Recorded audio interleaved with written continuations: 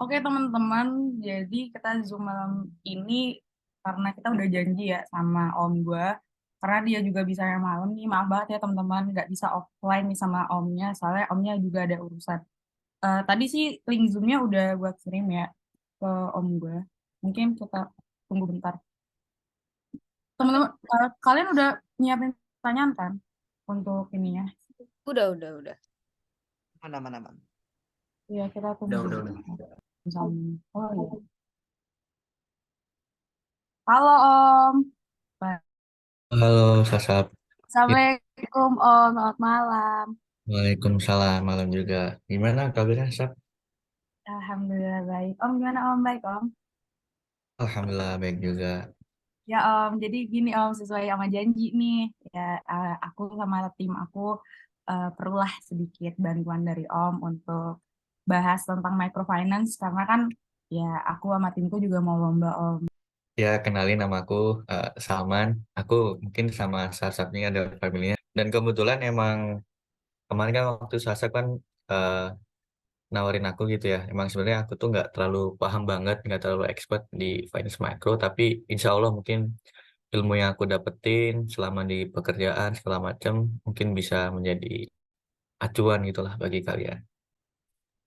Oke Om, mungkin sebenarnya kita kemarin tuh udah sempat berembuk sih kayak apa sih yang sebenarnya kita agak kurang-kurang gitu dari microfinance, sama ada beberapa hal yang mungkin yang pengen kita pastiin kita tuh bener nggak. Mungkin dari teman-teman dulu ada yang mau ditanyain dulu nggak nih Pak Om sama? Boleh deh, dari aku kali ya. Oke, boleh Indira, silakan. Jadi untuk tema esai kali ini kan tentang pertanian gitu ya Om, agribisnis gitulah. Nah, sebenarnya penasaran sih pertanian yang ada di Indonesia itu impact ke perekonomian itu seberapa besar gitu. Oke. Wah, ini menarik ya. Berapa kontribusi pertanian terhadap perekonomian secara makro gitu ya. Jadi kalau teman-teman searching di Google, di BPS, ini di tahun 2021 itu kontribusinya sebesar 2,25 kuadriliun atau 2.250 triliun. Ini sangat gede banget gitu. Jika kalau misal angka ini dikalkulasiin ke persen, itu kurang lebih presentasinya 13,28%. Tentunya ini sangat gede banget gitu. Mungkin mungkin kalau kita itu kan ibaratnya nganggap pertanian itu sebelah mata kayak apa sih petani penghasilannya sedikit. Tapi kalau kita misal di generalisasikan secara umum itu angkanya sangat gede juga sebesar 13,25% gitu. Nah, selain itu nih ini juga yang menarik. Jadi dari tahun ke tahun dari pemerintahan ke pemerintahan baik itu Pak Jokowi, sebelum Pak Jokowi ada SBY dan lain sebagainya, itu mereka selalu berkomitmen untuk meningkatkan ketahanan pangan secara nasional itu sendiri gitu. Kenapa? Karena kan kalau misal teman-teman ingat ya, kan Bung Karno pernah bilang gitu, kalau pangan ini merupakan hidup matinya bangsa gitu.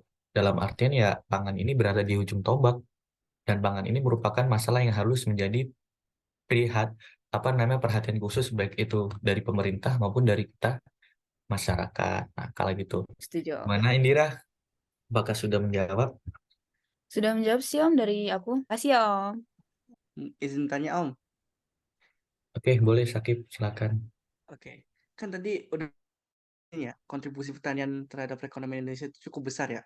Nah, tapi aku penasaran sih Om, gimana perkembangan pembiayaan sendiri itu di Indonesia itu, utamanya di kredit makro. Gimana sih perkembangan di Indonesianya? Gitu Om. Oh, oke, oke. Ini menarik juga ya. Jadi emang sebenarnya kalau teman-teman melihat, emang masalah di pertanian, di bisnis segala macam, itu yang pertama pasti masalah modal gitu. Nah, ini kredit mikro, ini sebenarnya masalah menarik gitu. Nah, untuk terkait perkembangannya sendiri, sebenarnya di Indonesia itu pemerintah itu udah banyak ngeluarin beberapa produk-produk gitu, baik itu secara langsung maupun melalui sistem perbankan. Contohnya kayak di BRI itu ada kredit PHBK, yaitu pola hubungan bank dan dengan kelompok. Kemudian ada kredit kepada koperasi dan anggota koperasi. Kemudian ada kredit usaha tani. Kemudian ada program P4K, kemudian program KKI, kredit investasi kecil, dan masih banyak lagi kalau misal teman-teman apa namanya searching gitu di internet. Tapi ini yang menarik. Jadi setiap kali pemerintah mengajukan program itu kan pasti pakai subsidi ya. Dalam artian itu ya pakai duit pajak kita gitu. Nah, subsidi inilah yang menjadi fokus pemerintah juga gitu. Di sisi lain, pemerintah itu pengen ngebantu usaha-usaha terutama yang mikro, petani kecil, usaha tani kecil dan lain sebagainya. Tapi sebenarnya itu bebannya sangat tinggi gitu. Nah, dengan ber jadi jadi kalau teman-teman notice juga sebenarnya terkait mekanisme perbankan, mekanisme perkreditan itu fleksibel sih, sorry, sifatnya itu dinamik gitu. Jadi mereka itu mekanisme ya sesuai dengan kebutuhan zaman sekarang kayak gitu. Nah, untuk sekarang itu karena dari tahun ke tahun dirasa apa namanya beban untuk kredit ini sangat besar. Kemudian sekarang ini udah pakai mekanisme pasar seperti mungkin teman-teman kalau lihat ya ada produk dari KUR, BRI dan lain sebagainya. Tapi bisa dikatakan berhasil atau enggak itu mungkin saya jawab belum sepenuhnya berhasil karena masih banyak lagi variabel-variabel yang dikaji untuk terkait pembiayaan itu sendiri gitu. Mungkin kayak gitu Mas Sakib. Menjawab banget Om. Makasih Om. Mungkin dari teman-teman yang lain ada yang ingin menyampaikan pertanyaan lagi. Aku. Nah, tadi kan bahas tentang yang agribisnis gitu kan, kredit mikro di. Hmm. Nah, kalau misalnya yang sepengetahuan aku ya Om, jadi kalau untuk kredit untuk apalagi agribisnis pertanian itu kan Hmm. banyak banget nih kayak kendalanya, banyak juga permasalahan yang dihadapi gitu kan Om. Nah, kalau misalnya Om kan dari sisi penyalur kredit nih kan, karena Om orang Iya. perbankan. Kalau dari sisi Om sendiri nih, apa sih kayak permasalahan atau tantangan di pembiayaan agribisnis gitu sendiri gitu loh Om? Karena benar-benar banyak banget yang saya lihat berita-berita itu kayak untuk di pertanian itu tuh banyak banget nih kendala-kendala di kreditnya gitu Om. Kalau dari sisi Om tuh apa sih kendala-kendala apa tantangannya gitu Om? Oke, ini mana kritis ya. Tanya langsung menjuruh gitu. Nah, kalau dari yang saya rasakan sendiri itu dari kita yang penyedia kredit dari perbankan itu ada 3 yang menurut saya yang menjadi kendala. Jadi yang pertama itu tepat jumlah. Nah, dalam artian kan kalau misal teman-teman searching ya, kalau program KUR itu seingat saya kurang lebih 50 juta sampai 100 juta kalau nggak salah. Nah, sedangkan pada kenyataannya kan sebenarnya modal yang dibutuhkan atau pembiayaan yang dibutuhkan itu nggak kayak gitu gitu. Nah, di sini itu tepat jumlah. Ini dari sisi perbankan, ini kita harus menganalisis dan mengestimasi itu. Jadi misal nih ada petani yang minjem ke kita dengan aset sekian, dengan apa produksinya sekian, bisnisnya kayak gini, terus arus cash flow-nya segini. Nah, di situ itu yang menjadi tantangan buat kita gitu. Kita harus menganalisis dan lain sebagainya sehingga perhitungan yang kita gunain itu nggak salah gitu. Maksudnya gini, kalau misal ternyata yang mereka butuhin petani itu cuma 50 juta, tapi kita ngasih pinjaman 100 juta, ya oke kalau misal petaninya itu produktif dalam artian emang duitnya diputar buat bisnis.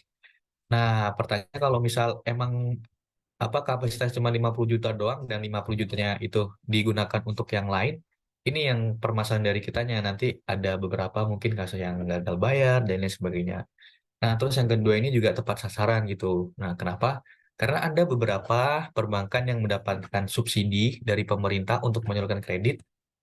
Nah, ini juga menjadi tantangan. Takutnya dari kita ini misal kayak udah ada kriteria yang ditentukan oleh pemerintah. Contohnya dengan luasan hektar segini, segini, segini. Tapi kan kita nggak tahu yang di lapangan kayak gimana. Bisa jadi petaninya, maaf nih bukan menyudutkan, tapi ada beberapa kejadian yang mana petaninya itu mungkin memanipulasi data, yang ngakunya dia punya sawah 1 hektar ternyata cuman hektar dan lain sebagainya.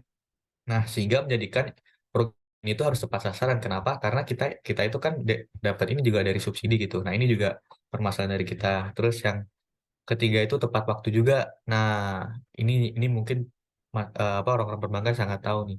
Jadi kalau misal kita ngasih pinjaman ke petani, itu kan petani emang sifatnya kan mereka panennya sistemnya ini ya, sistemnya musiman gitu ya. Mereka itu nggak bisa kayak bisnis. Kalau bisnis mungkin sehari 2 hari itu duit udah muter gitu. Kalau petani kan nunggu dia panen segala macam. Jadi ya bayarnya itu biasanya telat atau bahkan ketika ada kasus nih apa namanya petani itu ternyata pas udah panen, apalagi kalau petani cabai ya itu sangat fluktuatif banget dan itu cabai itu merupakan salah satu produk pertanian yang sering inflasi.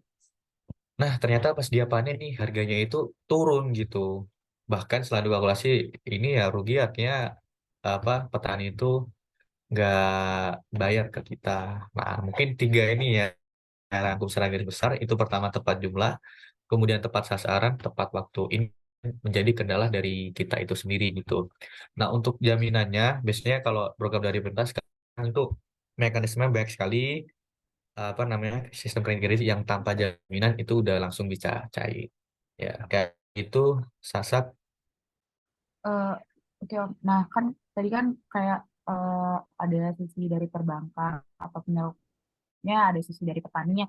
Nah kan kalau misalnya kita bahas ini kan pasti tetap ada namanya peran kebijakan atau pemerintah nih. Pasti. Kalau misalnya dari Om sendiri, sebenarnya ada nggak sih Om kebijakan-kebijakan yang malah menjadi tantangan sendiri gitu loh Om Hmm, untuk perkembangan microfinance di untuk di apa sih di aspek agribisnis gitu Om. Karena hmm, gimana pun biasanya ini enggak semuanya Om, tapi setahu saya benar terkadang tuh ada kebijakan-kebijakan tuh yang malah memperhambat atau mempersulit sesuatu. hmm. Oke. Terkait kebijakan itu sendiri ya, kendala yang apa namanya, kendala yang didapat itu kan kalau tahu sebenarnya pemerintah yang bagian kreditan itu kan ada berapa kan dari pemerintah itu diantaranya dari Kementerian Pertanian terkait program apa kayak subsidi segala macam, terus ada Kementerian Koperasi, bahkan dari Bank Indonesia sendiri itu ada juga gitu kebijakan terkait untuk batasan-batasan bunga yang dibebankan kepada petani. Nah, di sini itu setelah saya lihat ternyata ada berapa ini yang menjadi tantangan tersendiri gitu bagi pemerintah. Yang pertama beban subsidi. Jelas kalau pemerintah ngasih apa namanya ngasih bantuan segala macam itu kan subsidi ya pasti dari duit duit kas negara gitu dari pajak kita. Nah, ini kadang yang menjadi tantangan juga. Kenapa? Karena kalau misal sama kayak kita ngasih anak kecil gitu, kalau kita kasih terus, kasih terus, kasih terus, kasih terus, kasih terus, ya mereka bakal ketergantungan gitu, nggak ada buat survive gitu. Terus yang kedua ini, jelas karena kita mainnya pemerintah ya, politik, itu biasanya ada beberapa kepentingan pihak gitu. Jadi sehingga nggak semuanya, tapi saya yakin pasti pemerintah ada kok pemerintah yang bagus, tapi ada juga mungkin pemerintah yang kurang bagus ya, yang maksud saya pas dia ngambil kebijakan, pasti itu ada dilandaskan pada kepentingan-kepentingan pribadinya, partainya maupun kelompoknya gitu. Jadi juga kebijakan yang udah diambil tuh nggak sepenuhnya buat rakyat kayak gitu. Terus yang ketiga, terakhir ini seperti yang saya sudah bilang tadi di awal bahwasanya mekanisme pasar ini kan selalu dinamik gitu ya. Kadang peraturan yang sudah dibuat oleh pemerintah 10 tahun yang lalu itu dengan sekarang sudah nggak apa namanya nggak relate lagi gitu. Ya harus perbarui gitu. Ini mungkin menjadi tantangan juga sih bagi pemerintah. Mungkin kayak gitu sih, Sak. Oke, berarti sebenarnya kayak banyak juga ya Om tantangan dari microfinance di agribisnis ini. Ya, bener. Banyak tantangannya juga. Mungkin dari aku segitu dulu. Mungkin nanti kalau misalnya aku ada kepikiran untuk bertanya, aku bakal nanya. Mungkin teman yang lain ada nggak? Mungkin dari aku, Om. Boleh, Brema, silakan. Yuk. Kira-kira bentuk produk kredit di mikro di Indonesia itu apa aja, Om? Oh, ya, ya, ya. Ini Itu langsung. Ya, ini aku jelasin mungkin nggak banyak ya, paling tiga aja. Soalnya kalau produk kredit mikro itu bahkan sekarang hampir satu perbankan itu baik itu swasta dari pemerintah BUMN itu ada gitu. Mungkin di sini aku jelasin tiga aja. Yang pertama itu ada KUR, Kredit Usaha Rakyat. Ini juga program dari pemerintah untuk meningkatkan akses pembiayaan usaha mikro, kecil dan UMKM gitu. Jadi bukan hanya apa namanya petani aja, tapi ini buat UMKM juga. Itu sistemnya itu pakai lembaga keuangan dan itu pakai apa namanya pola penjaminan kayak gitu. Terus yang kedua ini ada KUM, kredit usaha mikro digital, itu juga fasilitas kredit yang ini dari Bank Mandiri itu jadi ngasih ke nasabah yang terpilih yang sebagai ini juga menarik, ini penjual online. Sekarang kan UMKM itu bahkan usaha digital ya, gitu ya. Nah, dari yang ini bisnis digital ini mereka bisa ngajuin kredit ke program KUM dari Mandiri ini gitu. Nah, yang terakhir ini yang mungkin kalau misal teman-teman mau kredit, ini nih yang paling apa namanya paling eksis itu Kupedes BRI. Jadi Kupedes BRI itu merupakan produk pinjaman dari Bank BRI itu tujuannya untuk nambah modal maupun beli barang investasi ataupun investasi, dan ini tuh beda gitu sama aku. Bedanya itu di calon debitur di Kubedes BRI itu boleh mengajukan pinjaman tanpa agunan atau jaminan gitu. Nah, kalau di KUR kan itu pakai jaminan. Nah, kalau di Kubedes BRI itu nggak pakai jaminan gitu. Nah, apa namanya, ini tuh Kubedes BRI ini cocok buat kayak usaha-usaha menengah kecil yang sekiranya itu dia itu tidak punya aset gitu untuk jaminan untuk yang kemudian digunakan untuk meminjam kredit. Kayak gitu mungkin Brema, selebihnya bisa searching aja di Google. Banyak ada mungkin dari BRIS, BRI Syariah, pasti dia ngeluarin terkait kredit mikro, kemudian bahkan dari BI pun dia ngeluarin juga program apa namanya pembiayaan untuk UMKM gitu. Nah, sudah menjawab Brema? Sudah terjawab, Om. Makasih, Om. Mungkin ada lagi nggak nih teman-teman yang mau ditanyain? Mau nanya lagi dong. Oh, boleh Indira, Tadi kan silahkan. sempat jelasin tuh permasalahan sama tantangan untuk pembiayaan kredit mikro agribisnis tuh banyak banget ya. Nah, kalau misal berarti tuh ada bentuk kelembagaan yang harusnya emang udah ideal gitu untuk Mm-mm. para petani gitu kan di agribisnis tuh. Kira-kira yang ideal tuh kayak gimana ya Om ya supaya petani tuh tercapai gitu tujuannya untuk melakukan kredit, membantu usahanya gitu. Oke, oke, menarik ya. Ini jawaban saya bukan mutlak sepenuhnya bagus, ideal dalam artian gini, kalau misal sekarang emang udah ada yang paling ideal, pasti permasalahan pembiayaan, terutama untuk petani kecil itu pasti sudah teratasi itu. Nah, ini menurut saya yang paling ideal untuk sistem pengkreditan petani itu pakai LK LKMA gitu. Itu namanya Lembaga Keuangan Mikro Agribisnis. Semua sistem pengkreditan punya kelebihan dan kekurangan masing-masing. Tapi menurut saya ini cuman bagi petani itu ya LKMA ini, Lembaga Keuangan Mikro Agribisnis, itu merupakan sebuah lembaga ya di bagian keuangan yang skalanya mikro yang itu udah langsung diprioritaskan untuk petani gitu. Nah, program ini tuh diinisiasi oleh Kementerian Pertanian, namanya itu BLM PUAP. Itu kepanjangannya itu Bantuan Langsung Masyarakat Pengembangan Usaha Agribisnis Perdesaan gitu. Nah, jadi itu yang apa LKMA ini tuh nggak langsung dikasih ke petani secara ini, tapi itu dikasih ke kayak Gapoktan segala macam gitu. Jadi dananya itu bukan untuk kegiatan operasional aja gitu, tapi untuk kegiatan pengembangannya SDM juga gitu. Jadi di sini tuh bisa dinilai bahwasannya lebih transparan lah gitu terkait dana yang disalurkan.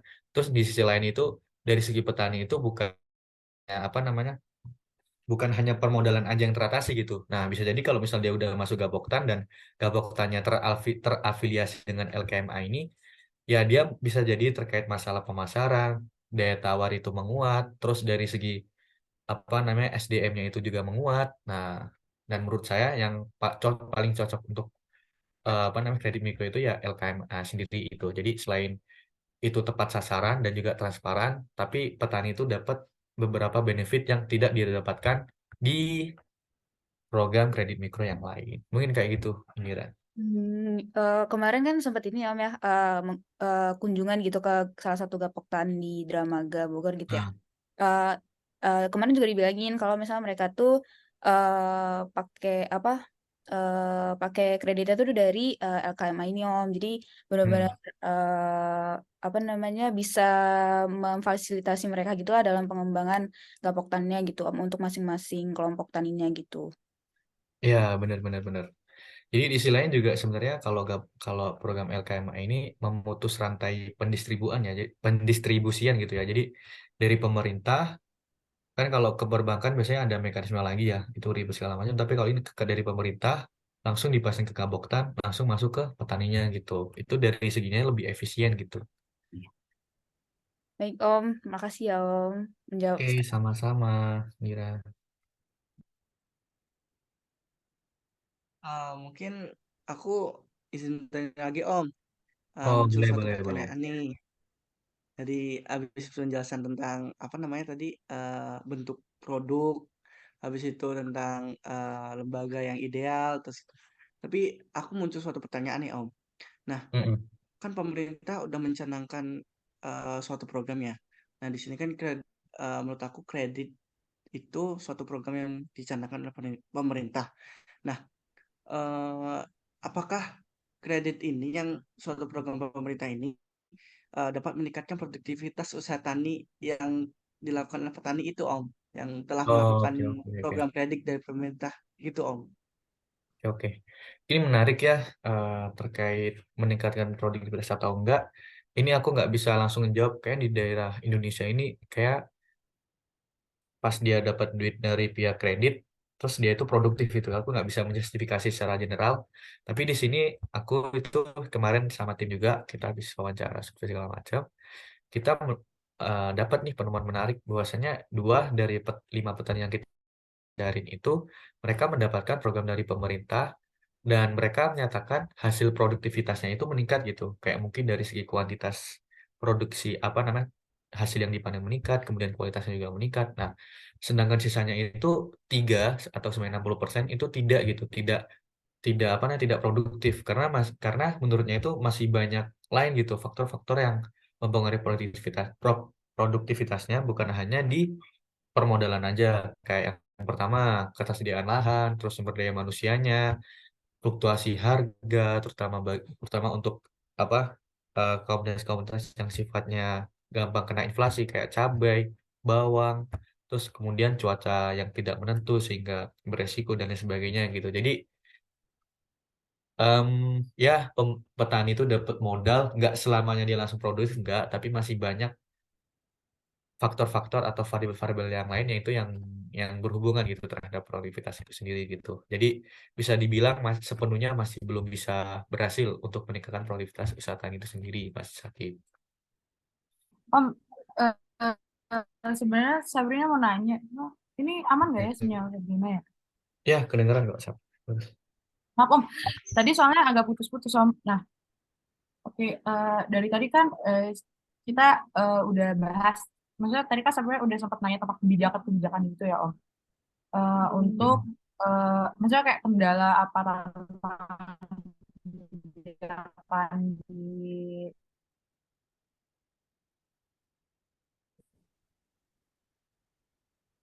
kredit mikro ini.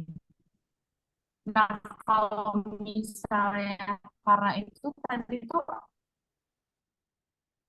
Maaf, Sasab, kan dia aku putus-putus ya. Teman-teman yang lain gitu juga putus-putus. Iya, Ya, dia sebenarnya ada nggak sih Om upaya-upaya kata apa sih kredit Nah, mikro ini jelas. sendiri? Karena gimana gunakan dengan baik ya atau misalnya Ya, ya. terrealisasikan lah. Oh Om, apa Om, apa Om? Masih Oke, putus-putus oke. nggak Om?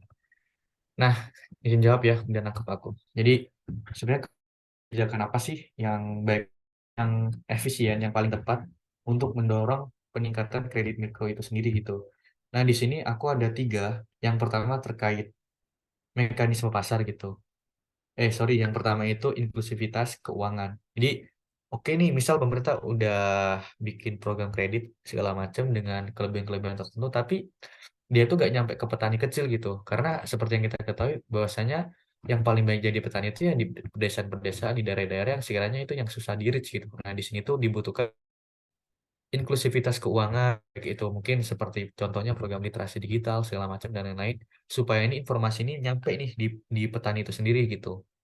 Nah, terus yang kedua itu ada mekanisme pasar. Jadi sebisa mungkin mekanisme pasar itu dalam pembuatannya itu nggak lihat dari sudut pandang si yang ngasih kredit gitu, tapi yang mau kredit si petani itu juga harus dilihat juga gitu. Dan sebisa mungkin ya yang tidak terlalu memberatkan mereka ya, pasti memberatkan, tapi di sini tuh jangan terlalu memberatkan mereka sehingga mereka dapat dengan mudah mengajukan pengkreditan gitu. Terus terus yang ketiga ini opsional. Ini menurut saya ini sangat butuh juga ini yaitu pelatihan gitu. Jadi pas petani kita udah dapat modal, udah dapat pembiayaan, duit mereka itu mau diapain itu kadang masih belum tahu gitu. Nah, oleh karena itu ya masih butuh nih pelatihan-pelatihan dari pemerintah maupun dari pihak-pihak manapun buat ningkatin kualitas SDM petani itu sendiri untuk meningkatkan produktivitas dari usaha tani gitu.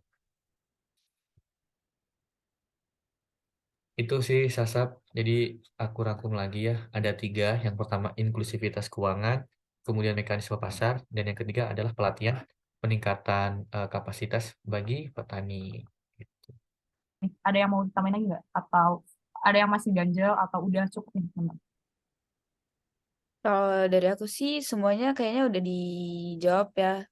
Untuk bisa mewakili untuk kita ngerangkai esainya gitu. Semoga bisa lancar aja gitu ngerangkai esainya. Amin. Oke, oke. Oke, berarti ini ya, Sab, aku pastiin teman-teman Sabrina udah jelas semua ya. Oke deh, kalau gitu udah jam 9 juga. Kebetulan besok aku ada agenda lagi. Thank you ya, teman-teman. Semoga lombanya berhasil. Aku izin live Amin. ya. Oh, Dadah. makasih banyak ya Om, udah Banyak meluangkan Om. waktu Ya, Makasih buat Om. Om. Maaf sama-sama. ganggu Aku izin waktunya. live ya. Sehat Dadah. Ya selalu. Om, dadah. Oke, teman-teman. Mungkin dari tadi yang kita dapat bisa kita rangkum lah ya di essay kita data-datanya. Karena ini Oke. malam, mungkin besok lagi kali ya kita ketemu lagi untuk bahas tentang essay ini. Esainya. Mungkin kita screenshot dulu kali ya, kayak bukti mana tahu nanti di lomba nanti untuk kenang-kenangan. Ya mungkin Dibo bisa di screenshot dulu. Oke, aku hitung ya. 1, 2, 3. Oke, udah. Teman, makasih semuanya. Oke Selamat semua, istirahat. semangat. Makasih.